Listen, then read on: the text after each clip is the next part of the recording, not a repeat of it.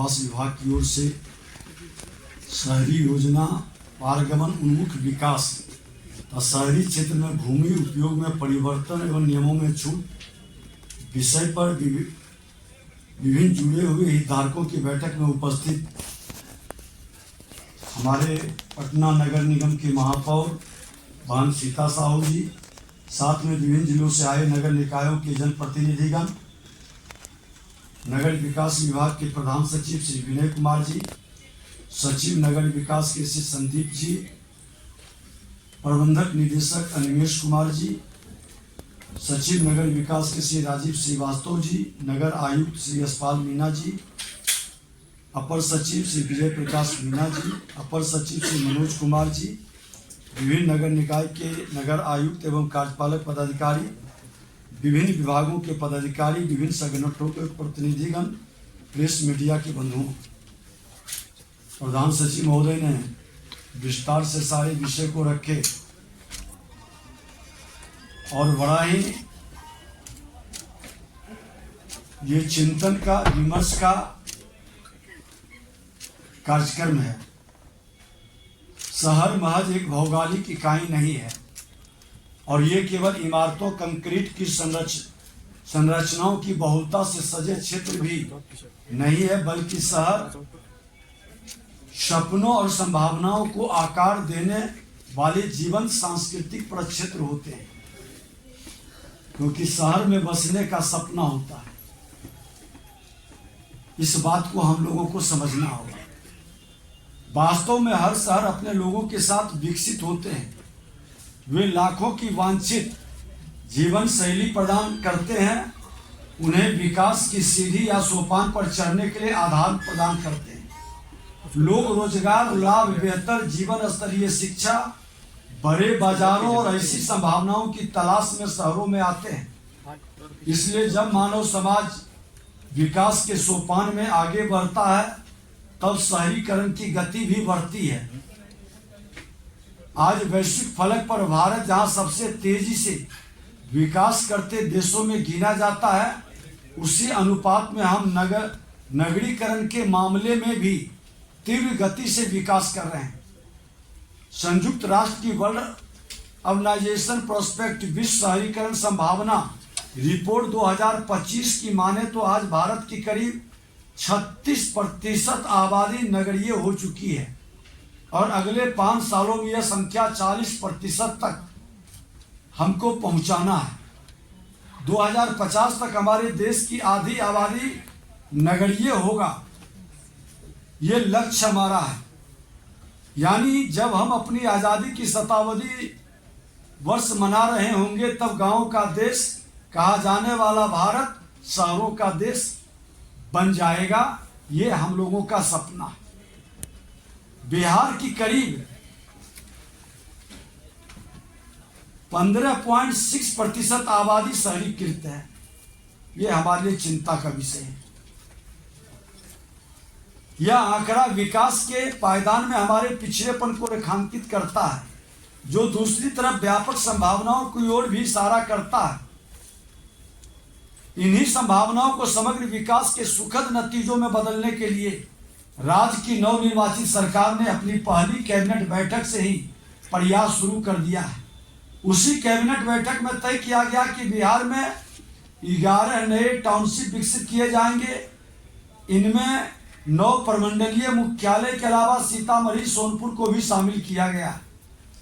बिहार को पूर्वी भारत का नया टेक हब के रूप में विकसित करने के उद्देश्य से defence corridor, semiconductor manufacturing park, global capability centres, mega tech city, fintech city की स्थापना का भी निर्णय लिया गया प्रथम कैबिनेट में। नगर विकास से जुड़े तमाम हितधारकों की यह मंथन बैठक भी उसी दिशा में एक सुखद पहल है। इसी मंथन में संभावनाओं और सीमाओं के बीच तालमेल बनाकर कैसे शहरीकरण करें, हम सस्टेनेबल शहर, इंक्लूसिव शहर, फ्यूचर के शहर कैसे बने, इस पर विचार करना हम सबको है। हम सब ने बड़ी युवा और कार्यशील आबादी वाले राज्य हैं, साथ ही हमारी जमीनों पर जनसंख्या का बोझ सबसे अधिक है, इस पर भी विचार करना है। सबसे घनी आबादी का राज्य, हमारा बिहार है। हम अपने लघु सीमांत किसानों, हाशिए पर खड़ी आबादी को केंद्र में रखकर भी विचार करना होगा। हमें देश और दुनिया में टाउन प्लानिंग के क्षेत्र में हो रहे नवाचार और उभरती चुनौतियों को भी दृष्टिगत करना होगा। ईज ऑफ लिविंग के साथ पर्यावरण से जुड़े सरोकार को भी इस पहल में हमको विचारना है। शहरों में वैधशाला के विकास पर मंथन करना होगा ताकि हम चुनौतियों, संभावनाओं, खूबियों, खामियों को आंकड़ों के आधार सटीक मूल्यांकन करने में सक्षम हो सकें। मानव विकास निरंतर गतिशीलता का पर्याय रहा है, इसलिए हमारे शहर भी गतिशील इकाई माने जाते हैं। ग्रामीण से अर्धशहरी, अर्धशहरी से शहरी और शहरी से मेट्रो शहरों तक लोगों के गमन का एक सतत चक्र बन गया है। हमारे यहाँ वह गति थोड़ी धीमी चल रही है। इन बातों को ध्यान में रखकर हमें वर्तमान जरूरतों को पूरा करने वाले शहर को जनरेशन नेक्स्ट शहरों के विकास पर भी गंभीर पहल करनी है। नए बदलाव के लिए मंथन, सही नीयत से सही नीति बनाने के लिए आज हम लोग बैठे हैं। हमें शहरों और विस्तार की नई जगह बनाने के अपने फायदे और नुकसान भी सोचना होगा। अपने भौगोलिक सामाजिक परिस्थिति को भी समझना होगा। अपने सीमित विकल्पों के साथ शहरों के सम्मुख बढ़ती आबादी की लगातार बढ़ती मांगों को सतत रूप से पूरा करने की सामूहिक चुनौती भी हमारे सामने है। नए बिहार, नए भारत की अभिलाषाओं को साकार करने के लिए हमारे शहर विकास केंद्र बने, यह भी सुनिश्चित करना है कि पिछले कुछ वर्षों में अधिकांश महानगर अपने संसाधनों की कगार पर पहुंच गए हैं। भूमि की कीमतों बढ़ती जा रही है, बेतरतीब ऊंची इमारतों का विकास हो रहा है। भूमाफिया नाम की एक नई चुनौती भी हमारे सामने उभरी है। इस चुनौती से निपटने का उपाय भी हम कर रहे हैं और राजस्व भूमि सुधार मंत्री के नाते हमें तो निकट से देखने का अवसर भी मिल रहा है। खास करके हम तो कमिश्नरी स्तर पर अभी शुरुआत किए हैं। भूमि सुधार जन कल्याण संभाग जैसी भयावह तस्वीर उभर कर आ रही है, ये बड़ा डरावना है।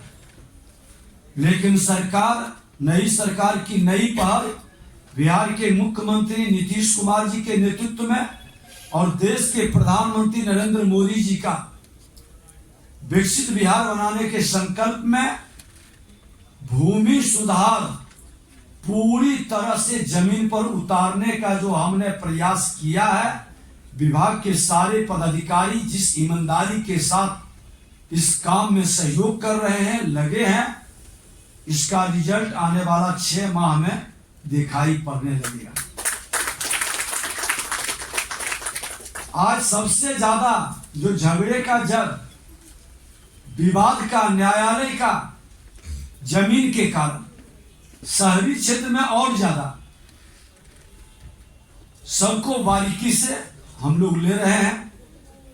और पहला हमने मापी पर मार, इसकी भरमार, ये व्यवस्था खत्म कर रहे हैं। अभियान चलाकर सबकी मापी करा देंगे। इंच इंच के लिए लोग भाई भाई का लहू बहाने के लिए तैयार रहते हैं। हमने उसको रोकने के लिए सभी अंचलों में अंचल गार्ड की व्यवस्था हमने अपने मुख्य सचिव और डीजीपी से सुनिश्चित करने के लिए कहा है, जो उन्होंने सकारात्मक भाव लेते हुए ये व्यवस्था बना है। और ये जमीन माफिया मार्च के बाद इनकी गणना और इनका हिसाब किताब, खाता वही हम लोग शुरू करेंगे। अभी हमारा लक्ष्य है जमीन की माफी, परिमार्जन, जो अशुद्धि करके लोग को परेशान करता है, वो सब ठीक कर ले, समय दे दिए हैं। जो ठीक नहीं कर पाएंगे उनको हम ठीक कर देंगे। हमारा विभाग उनको बढ़िया से सही नियम कानून बता देगा।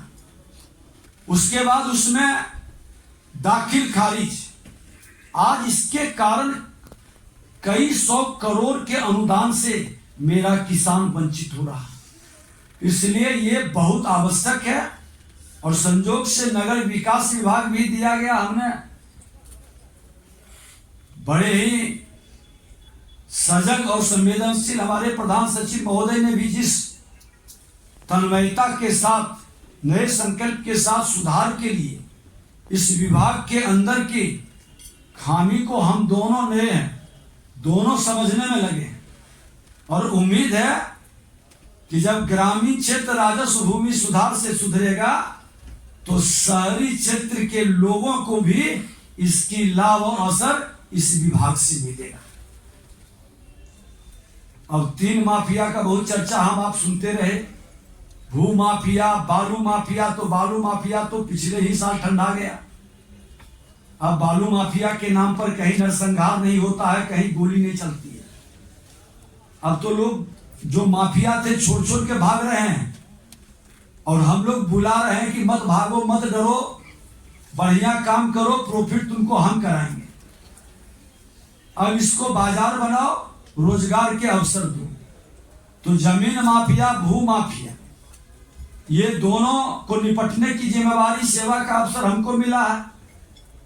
और एक शराब माफिया है, वो हमारे गृह विभाग के द्वारा निपटने की व्यवस्था दी गई है लॉ एंड ऑर्डर के साथ। तो ये मैं भरोसा दिलाता हूं कि बिहार में शहरीकरण बढ़ेगा, माफिया राज खत्म होगा। हमारे जो लोग हैं शहर के अंदर या गांव के अंदर, ग्रामीण क्षेत्र से अधिकतर लोग भागे थे। एक पीरियड था, एक समय था कि गांव छोड़ के शहर में बसना इसलिए चाहते थे कि कम से कम नरसंहार नहीं होगा, कम से कम गांव में हमारी जिंदगी और सुरक्षित जो है शहर में सुरक्षित होगी। लेकिन अब गांव में भी जिंदगी सुरक्षित होगा, शहर में भी सुरक्षित होगा। मुख्यमंत्री जी के साथ निश्चय 3 के माध्यम से ग्रामीण और शहरी क्षेत्र की दूरी को हम लोग बहुत हद तक विकास के माध्यम से कम करेंगे। साथ ही यह नहीं भूलना चाहिए कि शहर तभी विकसित होता है जब उसके गांव कायम रहे। शहर तभी बन सकता है जब गांव विकसित हो। इसलिए उप शहरी क्षेत्रों और ग्रामीण क्षेत्रों में बेहतर शिक्षा, स्वास्थ्य सेवा और बुनियादी ढांचे में निवेश कर जोर दिया जाना चाहिए ताकि शहरों में होने वाले अनावश्यक आमद को घटाया जा सके। शहरों के पास अपने आसपास के ग्रामीण क्षेत्रों के लिए सेवा केंद्रों के रूप में कार्य करने की भी जिम्मेवारी है। वास्तव में शहरीकरण के रूप को बिगड़ने से बचाने के लिए लोगों को शहरों से दूर रखने की आवश्यकता नहीं है। लोग इतना कड़ा नियम लगा रहे हैं कि आबादी कम बढ़े, फैलाव कम हो। अब उसकी जरूरत नहीं है, फैलने की जरूरत है, शहरीकरण बढ़ाने की जरूरत है। शहरों की सुविधाएं वहां तक ले जाने की आवश्यकता है जहां लोग पहले से ही रहते हैं। अब जाके बाईपास में देखिए, बेचारे बस गए और गांव से भी बदतर जिंदगी है। बिना प्लानिंग, बिना योजना के जो शहर के अगल बगल दौड़ के आए, सस्ती जमीन मिला और आज उसकी स्थिति है कि उससे भला गांव हमारा है। ग्रामीण क्षेत्र में बिहार के सरकार का डेवलपमेंट के कारण सुख सुविधा बढ़ गई है। शहरी और ग्रामीण भारत को साथ साथ विकसित करने के सबक दृष्टिकोण की आवश्यकता है ताकि शहरों को अनावश्यक तनाव से मुक्त किया जा सके। और जो हमारे प्रधान सचिव महोदय ने बताया कि टाउनशिप के सुनियोजित विकास के लिए बिखरे हुए भूखंडों को पुनर्गठित कर संयुक्त एवं सुव्यवस्थित लेआउट में बदला जाए।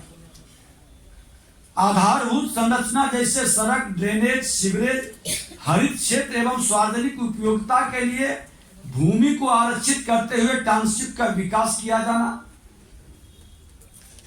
अब लैंड पूलिंग के माध्यम से बड़े पैमाने पर भूमि अधिग्रहण की आवश्यकता घटती है, विवाद कम होते हैं, परियोजनाओं का क्रियान्वयन तेजी से होता है, जो विस्तार से इन्होंने बताया। विकास कर्ता को टाउनशिप विकास हेतु एक स्पष्ट विनियमित रूपरेखा मिलेगा। जो नई नीति में व्यवस्थित नगर विकास, भूमि उपयोग, कुशल भूमि प्रबंधन, दीर्घकालिक आर्थिक विकास को बल मिलेगा और जो इसका हमारा जो प्रोपोजल है कि बिहार भवन उपविधि में व्यवसायिक भवनों के लिए भूमि की हानि को कम करते हुए सेटबैक कम करना, एफएआर को बढ़ाना एवं ग्राउंड कवरेज को बढ़ाना, ये हमारा उद्देश्य है। और इंटीग्रेटेड ऑनलाइन अप्रूवल का थर्ड पार्टी इंस्पेक्शन लागू कर इजी ऑफ डूइंग बिजनेस को बढ़ावा देना, ये हमारा उद्देश्य है। हम भी पीआरडीए में कभी रजिस्टर्ड इंजीनियर के रूप में थे, शायद बहुत कम लोग को पता होगा। और मेरा कैरियर भी मल्टी स्टोरी बिल्डिंग में ही नौकरी से शुरू हुई है बनाने के लिए, और बड़ी नजदीक से बहुत सारी व्यवस्था को हमने देखा है, उसके अंदर की खामी को भी देखा है, उसमें सुधार की जरूरत को भी अनुभव किए हैं।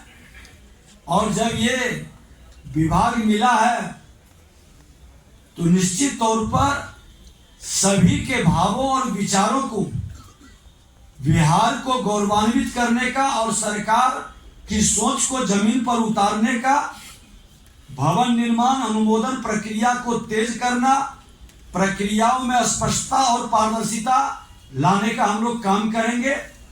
और निश्चित तौर पर खुल करके अपने विषय को रखें, उस विषय को हम लोग समाहित करेंगे।